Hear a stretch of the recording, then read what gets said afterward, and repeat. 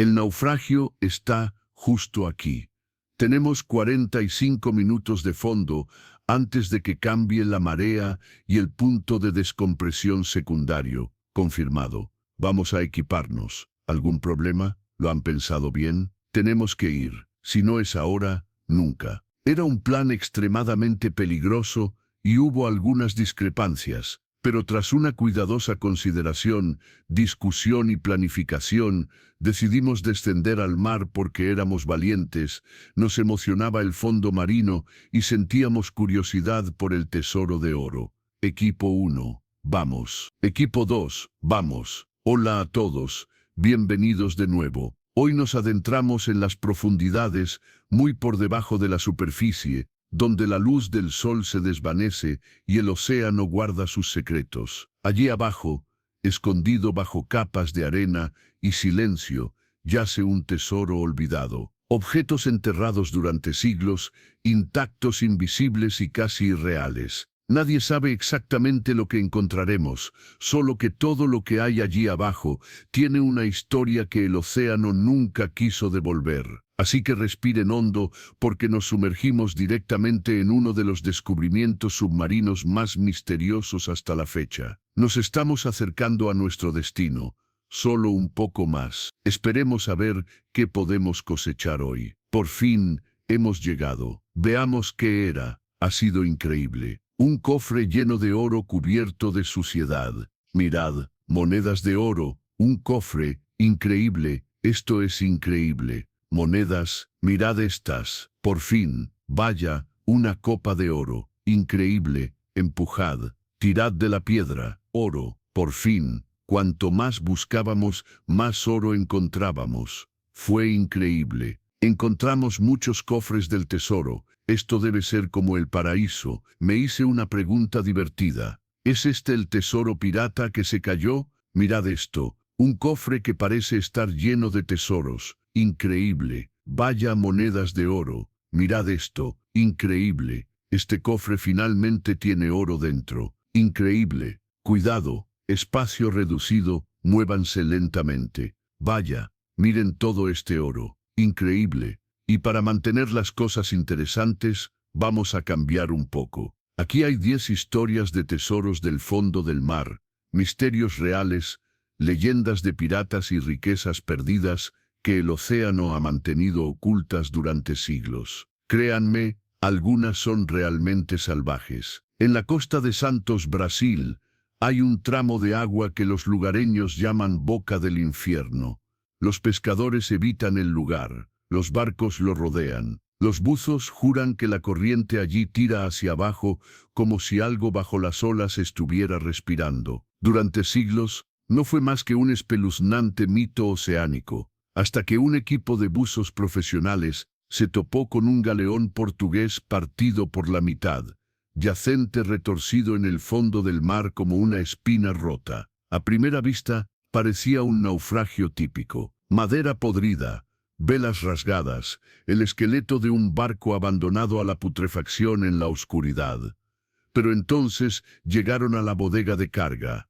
Todo el compartimento estaba perfectamente sellado, intacto por el agua, el tiempo o los ladrones. Cuando los buzos lo abrieron, se quedaron paralizados. En su interior había cofres apilados desde el suelo hasta el techo, llenos de lingotes de plata pura, intactos, sin saquear, como si el barco se hubiera hundido instantáneamente antes de que nadie pudiera reaccionar. Pero la plata no era lo inquietante eran los símbolos carbonizados, quemados en las vigas de madera que rodeaban la bodega del tesoro. Símbolos similares a espirales, ojos y marcas cruzadas, diseños desconocidos para los historiadores modernos. Y grabada en la viga más grande, había una frase escalofriante en portugués arcaico: ninguna luz volverá.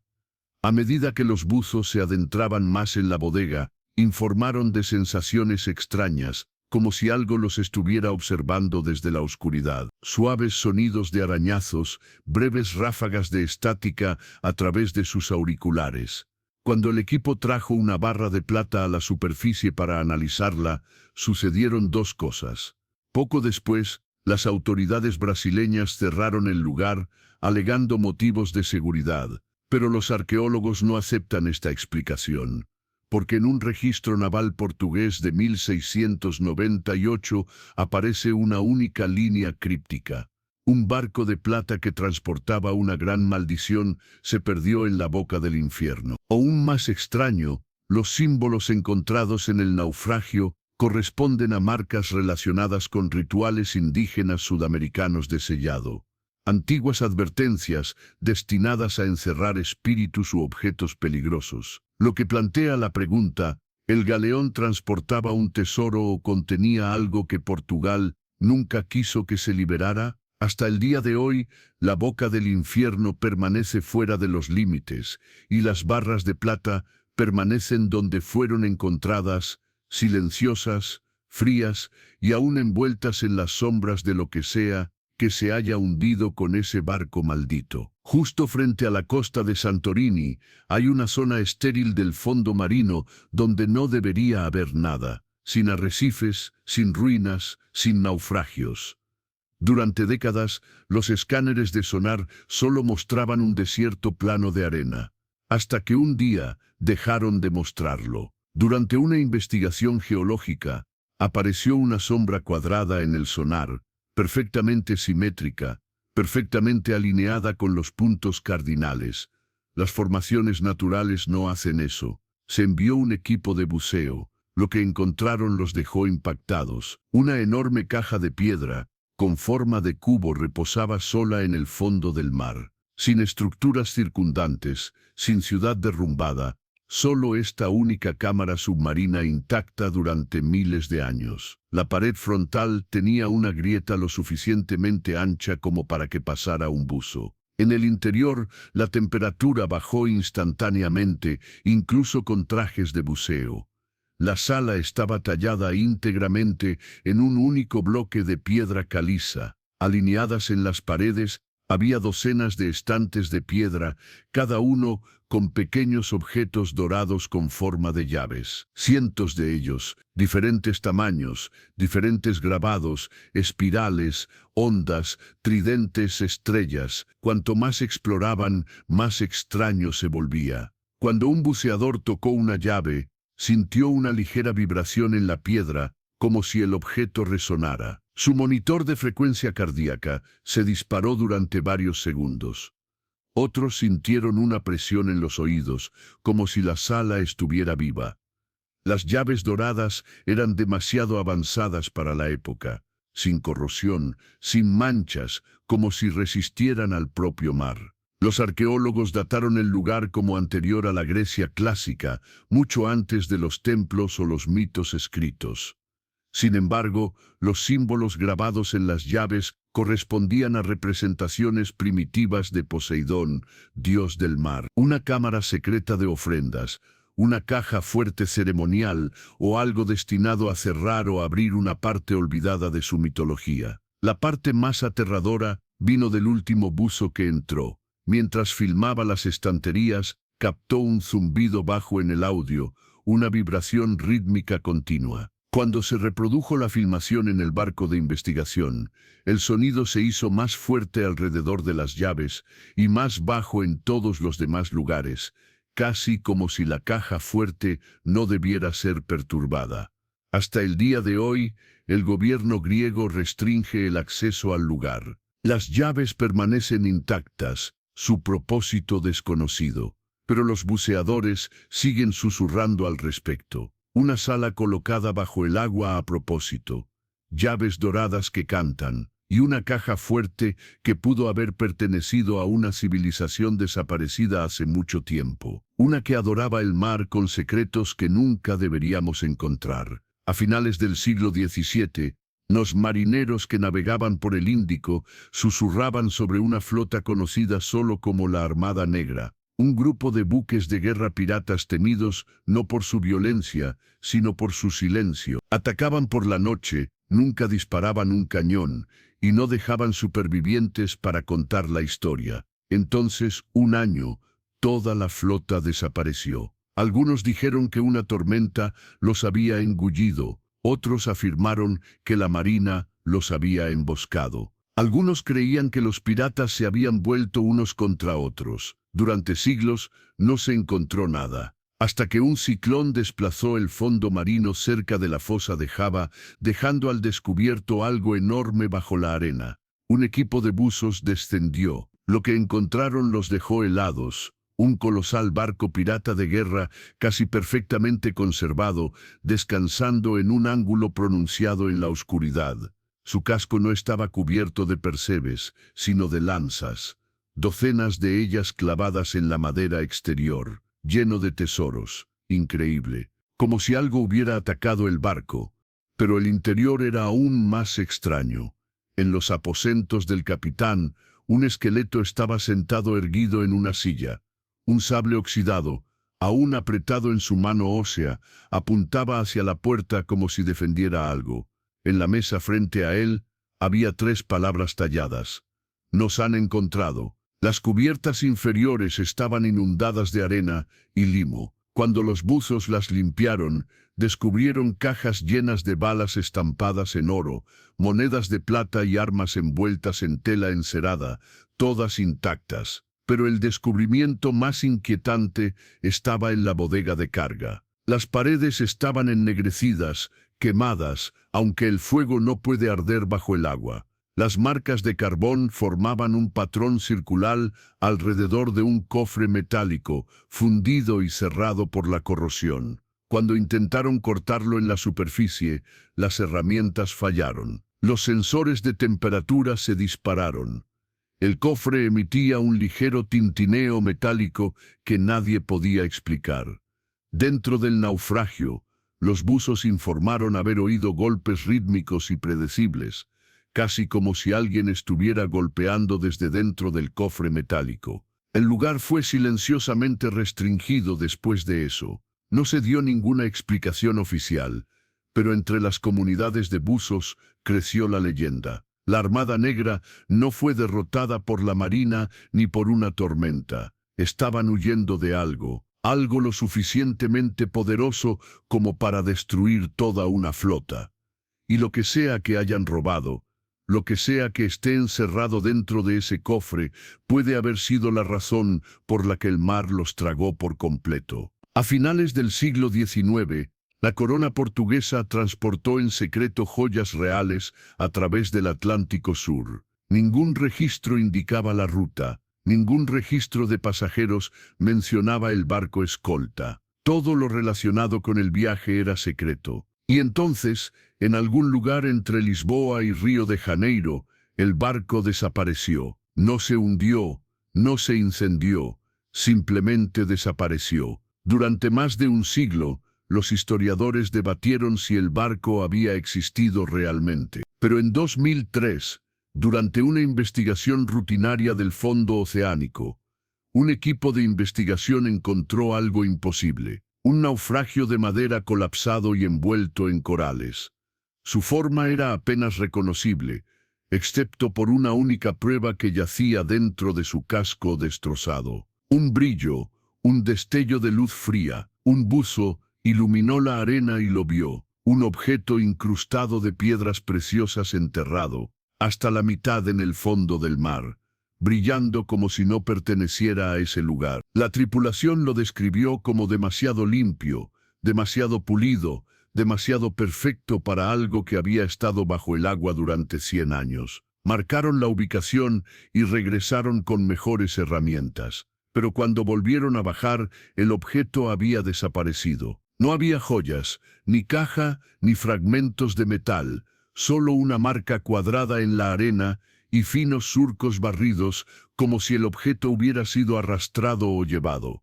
Alguien o algo había llegado primero. Cuando el equipo revisó las imágenes de la primera inmersión, el objeto brillaba ligeramente cada vez que la linterna de los buzos pasaba por encima, como si reflejara la luz de forma diferente a las gemas comunes. Los expertos sugirieron que podría haber sido parte de un broche o collar real perdido con el cargamento desaparecido. Pero hay una teoría más sombría. En los archivos reales del siglo XIX, una nota apenas legible hace referencia a una reliquia maldita retirada de la colección pública de la corona debido a su peligrosa influencia.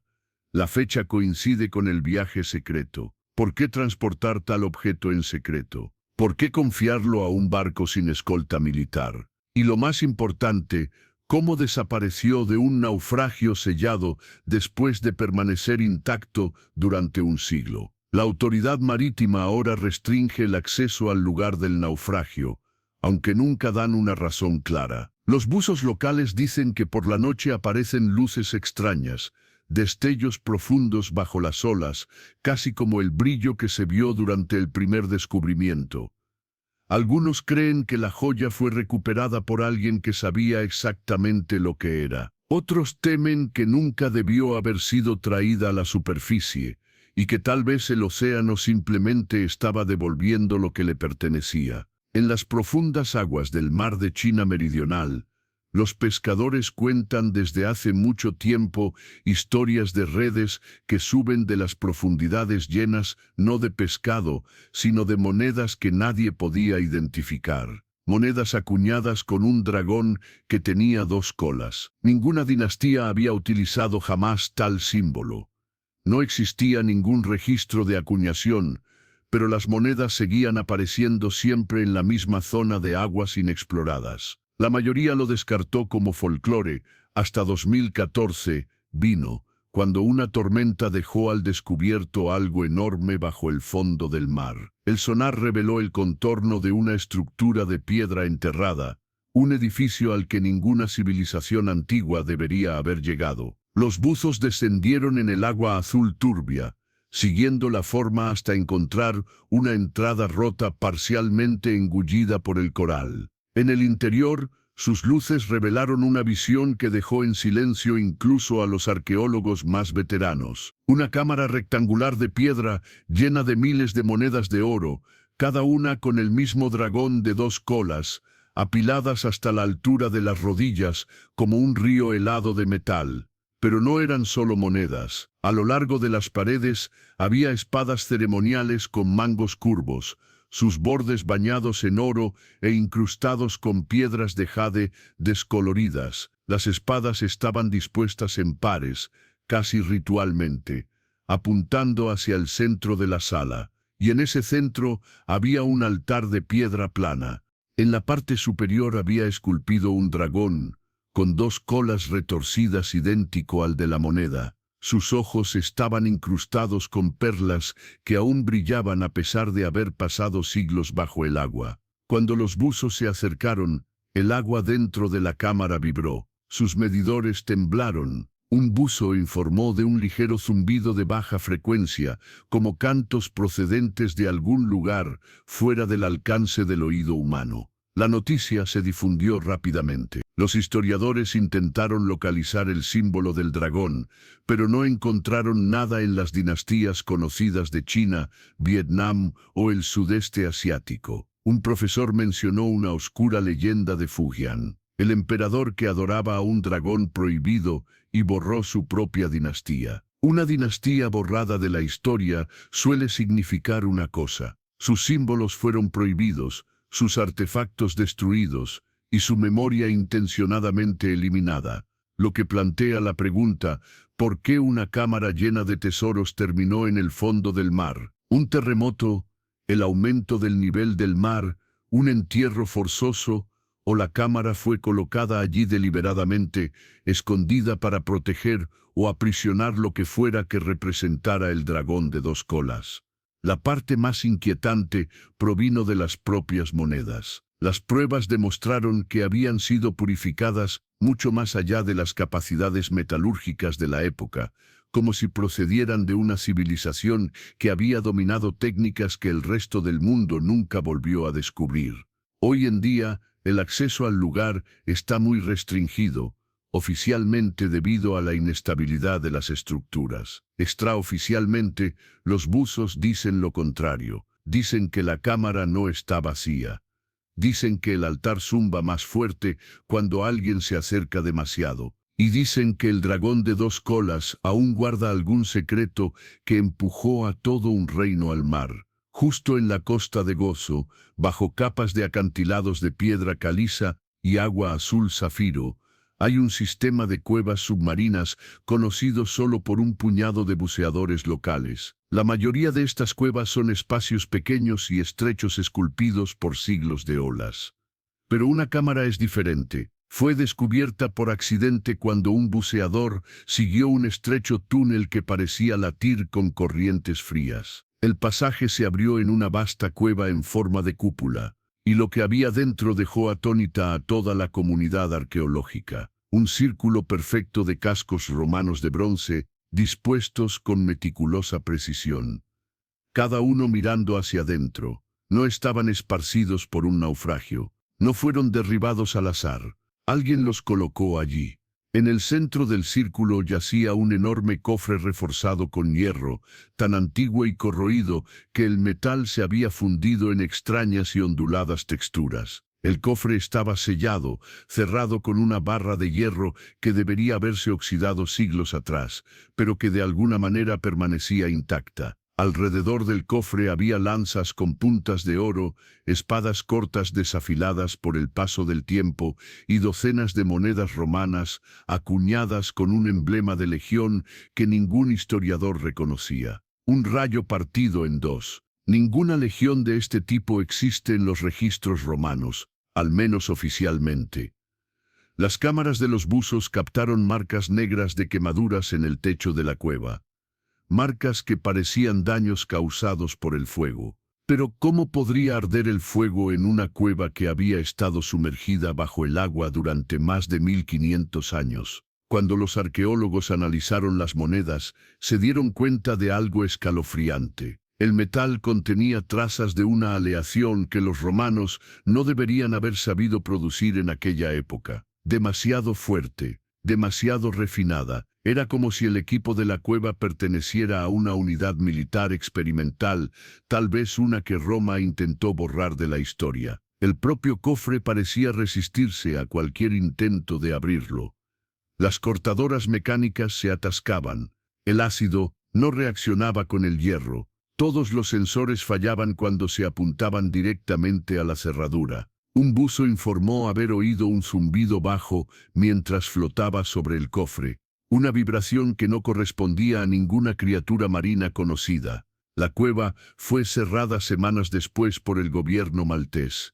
La explicación oficial fue el riesgo de inestabilidad estructural. Extraoficialmente, los buzos susurran historias diferentes.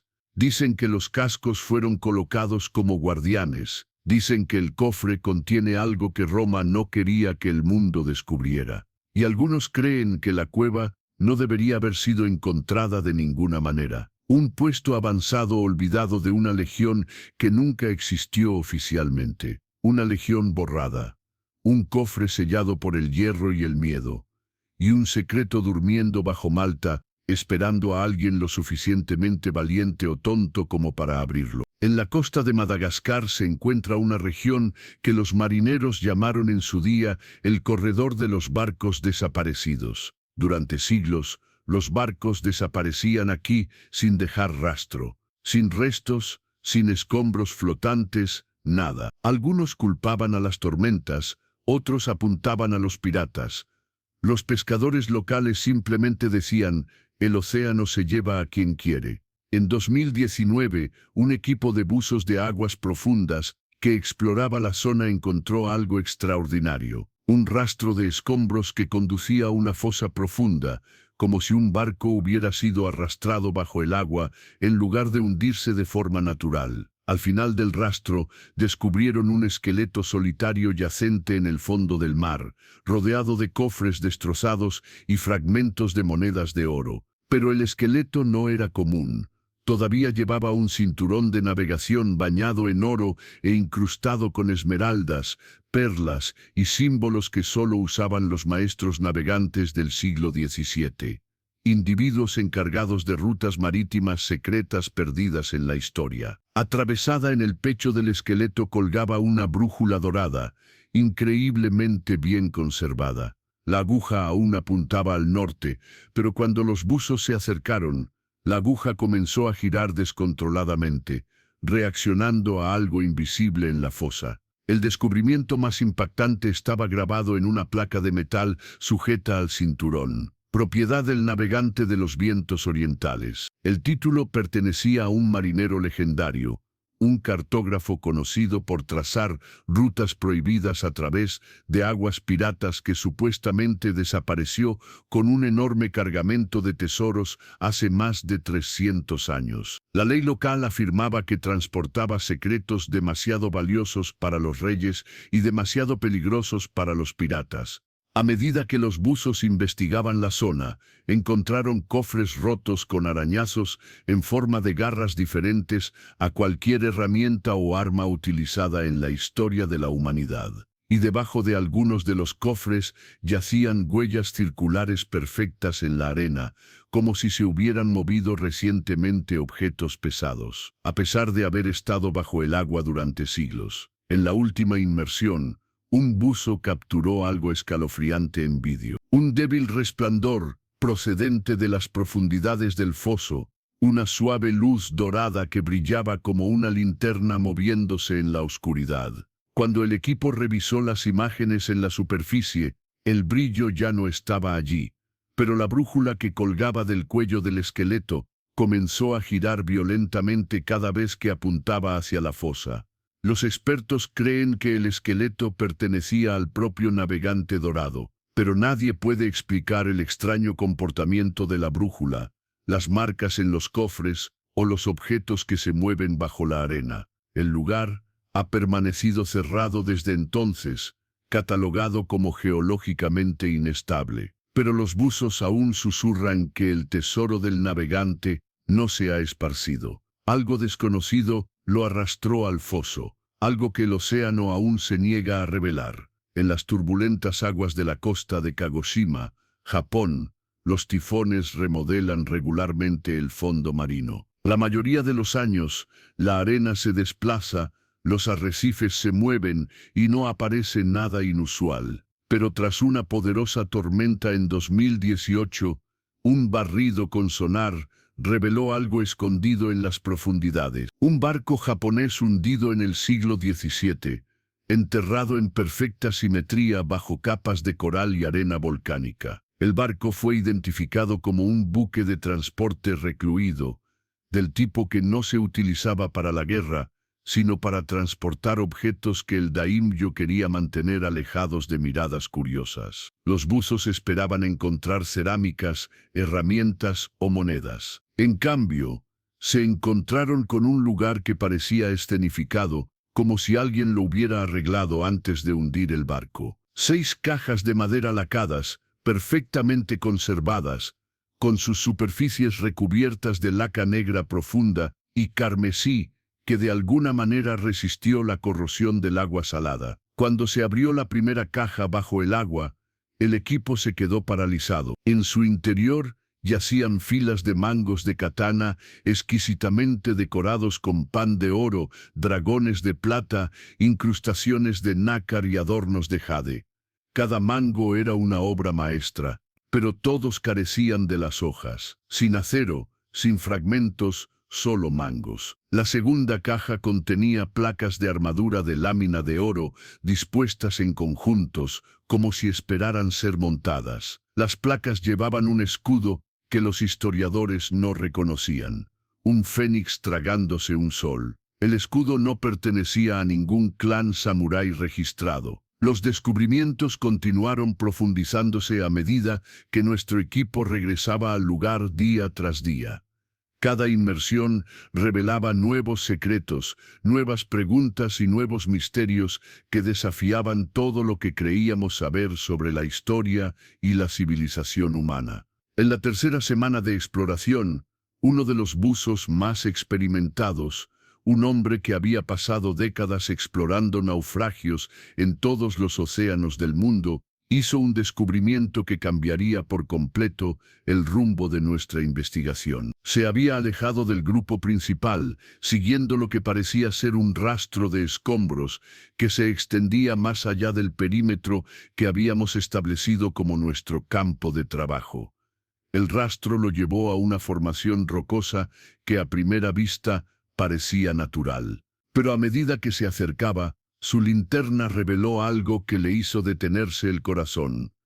En la roca había símbolos grabados. No eran los símbolos desgastados por el tiempo que habíamos visto en los artefactos del naufragio, sino símbolos frescos, claramente definidos, como si hubieran sido esculpidos mucho más recientemente. Y lo que era aún más inquietante, los símbolos coincidían exactamente con los que habíamos documentado en las monedas del dragón de 2 colas, encontradas en el mar de China meridional. ¿Cómo era posible? Estábamos a miles de kilómetros de ese lugar, en un océano completamente diferente.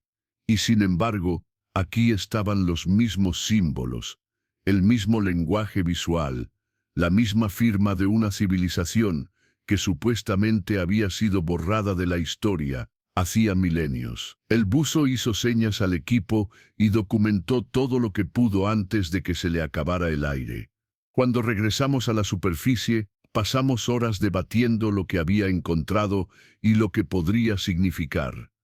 Algunas teorías eran mundanas. Quizás los símbolos eran lo suficientemente comunes como para aparecer de forma independiente en diferentes culturas. Quizás había una explicación arqueológica sencilla que se nos escapaba. Pero otras teorías eran mucho más inquietantes. Quizás la civilización del dragón de 2 colas no se había limitado a una sola región. Quizás su alcance se había extendido a través de océanos que se suponía eran infranqueables para las culturas antiguas. Quizás todo lo que creíamos saber sobre las capacidades de navegación de los pueblos prehistóricos era fundamentalmente erróneo. Y había una teoría aún más inquietante que nadie quería articular en voz alta, pero que se cernía sobre nuestras discusiones como una sombra. Quizás los símbolos no eran antiguos en absoluto. Quizás alguien los había colocado allí recientemente. Alguien que conocía los secretos que estábamos descubriendo, alguien que nos estaba observando. La decisión de ampliar nuestra zona de exploración se tomó esa noche. Ya no podíamos ignorar lo que habíamos encontrado. Las conexiones eran demasiado obvias, los patrones demasiado claros. Algo más grande estaba sucediendo, algo que trascendía un único naufragio o un único tesoro. Y nosotros, lo quisiéramos o no, nos habíamos convertido en parte de ello. Los días siguientes los dedicamos a cartografiar la región alrededor de la formación rocosa con los símbolos. Utilizamos sonares, ROV y buceo manual para crear una imagen completa de lo que yacía bajo las olas. Lo que encontramos fue extraordinario. La formación rocosa no era natural. Era la punta de una estructura mucho mayor, parcialmente enterrada bajo siglos de sedimentos y crecimiento marino. A medida que removíamos capas de limo y coral, comenzaron a emerger los contornos de algo construido por manos inteligentes. Era una especie de torre u obelisco que se elevaba desde el fondo del mar hacia la superficie. Su altura total era imposible de determinar, ya que la base desaparecía en una fisura que nuestros instrumentos no podían penetrar. La superficie de la estructura estaba cubierta de grabados, no solo los símbolos que habíamos visto antes, sino escenas completas, figuras humanoides en poses que podrían ser rituales o instrucciones, criaturas que no se correspondían con ningún animal conocido, patrones geométricos que se repetían con variaciones matemáticas precisas, y en el centro de todo, repetido docenas de veces en diferentes tamaños y contextos, estaba el dragón de 2 colas, mirándonos a través de milenios, guardando secretos que sus creadores habían considerado lo suficientemente importantes como para preservarlos en piedra. Uno de los arqueólogos del equipo pasó una semana entera documentando y analizando los grabados. Sus conclusiones fueron preliminares, pero provocativas. Creía que las escenas representaban algún tipo de narrativa, una historia o mito que había sido fundamental para la cultura que había creado la estructura. Había lo que parecía ser una creación u origen, seguido de una era de prosperidad, luego conflicto o catástrofe, y finalmente lo que podría ser un éxodo o transformación. La última sección de la narrativa era la más intrigante. Mostraba figuras entrando en lo que parecía ser agua, o tal vez algo más abstracto, una transición de un estado a otro, y debajo de ellas, esperando, estaba el dragón de 2 colas. ¿Qué significaba eso? Los creadores de la estructura habían entrado literalmente en el mar, hundiéndose con sus ciudades y tesoros, o la imagen era metafórica, representando algún tipo de trascendencia o transformación espiritual. No teníamos respuestas, solo más preguntas y una creciente certeza de que estábamos ante algo mucho más profundo que un simple naufragio cargado de oro. El siguiente descubrimiento provino de una fuente inesperada. Uno de los técnicos de sonar, revisando datos de barridos anteriores, notó una anomalía que inicialmente había sido descartada como ruido de fondo. Era un patrón rítmico, una serie de pulsos regulares que emanaban de algún lugar debajo de la estructura que habíamos descubierto. Los pulsos eran demasiado débiles para ser detectados directamente, pero cuando los datos se filtraban y amplificaban, se volvían inconfundibles. Algo estaba emitiendo señales desde las profundidades, algo que había estado activo durante todo el tiempo que estuvimos explorando la zona. Y algo que, según revelarían análisis posteriores, seguía patrones matemáticos que no podían ser naturales. La teoría que surgió era casi imposible de aceptar, pero los datos no dejaban lugar a alternativas. Había un dispositivo o sistema de algún tipo operando debajo de la estructura, algo que sus creadores habían dejado atrás, algo que seguía funcionando después de milenios sumergido. La decisión de investigar más a fondo fue controvertida. Algunos miembros del equipo argumentaban que estábamos yendo demasiado lejos, que los riesgos eran demasiado grandes, que debíamos informar a las autoridades y dejar que especialistas más calificados se hicieran cargo. Otros, incluyéndome a mí, creían que no teníamos otra opción. Habíamos llegado demasiado lejos como para dar marcha atrás ahora. Y había una sensación, difícil de expresar pero imposible de ignorar, de que el descubrimiento nos había elegido tanto como nosotros a él. La inmersión más profunda estaba prevista para la mañana siguiente. Solo participarían los 3 buzos más experimentados, equipados con el mejor equipo que teníamos y con exhaustivos protocolos de seguridad. Lo que encontraran lo cambiaría todo. El descenso fue lento y metódico. Las luces de nuestras linternas atravesaban la creciente oscuridad, mientras seguíamos el lateral de la estructura hacia la fisura en su base. La presión aumentaba con cada metro, recordándonos los límites físicos que estábamos desafiando. La fisura era más ancha de lo que había parecido en los escáneres de sonar. Lo suficientemente ancha como para pasar en fila india, con cuidado de no dañar nuestro equipo en los bordes irregulares. Más allá de la fisura, el espacio se abría en una cámara natural, formada por el encuentro de formaciones rocosas que habían sido modificadas y ampliadas por manos inteligentes. Las paredes estaban cubiertas de los mismos símbolos que habíamos visto por todas partes, pero aquí eran más densos, más elaborados, como si esta cámara tuviera una importancia especial. En el centro de la cámara, en una plataforma elevada de piedra pulida, se encontraba la fuente de las señales que habíamos detectado.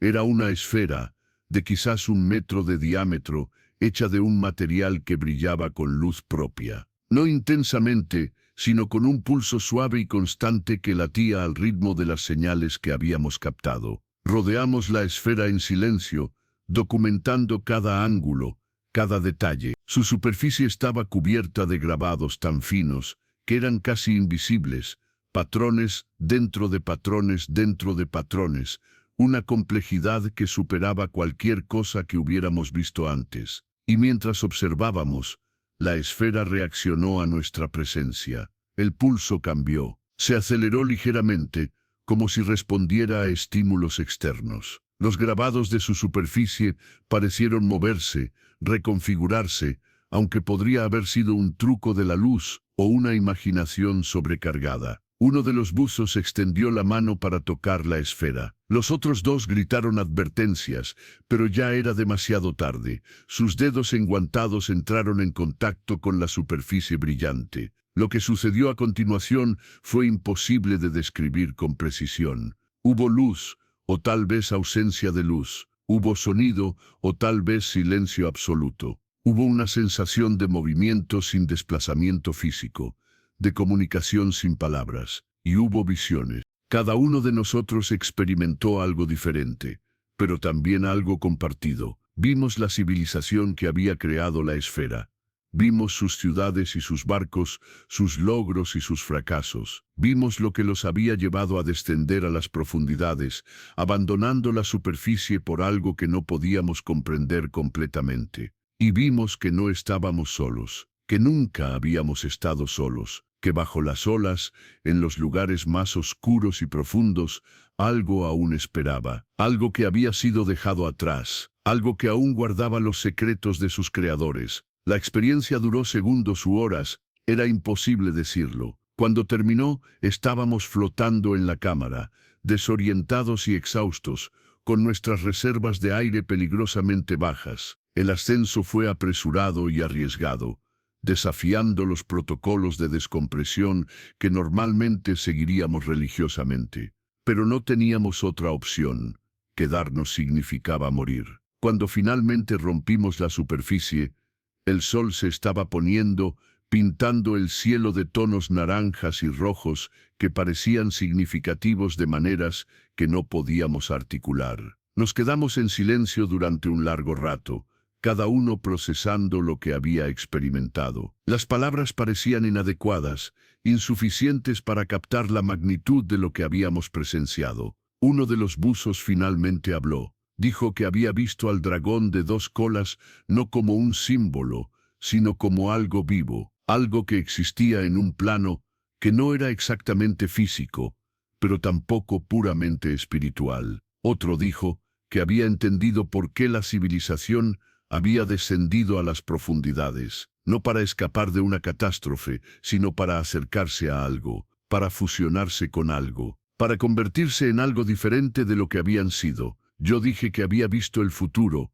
no un futuro específico, sino posibilidades, caminos que se abrían dependiendo de las elecciones que hiciéramos. Y en muchos de esos caminos, la humanidad seguía los pasos de aquellos que habían venido antes, descendiendo a las profundidades en busca de la transformación. No sabíamos si nuestras visiones eran reales o alucinaciones inducidas por los gases, la presión o el miedo. No sabíamos si la esfera realmente se había comunicado con nosotros o si simplemente habíamos proyectado nuestros propios miedos y esperanzas en un objeto inanimado.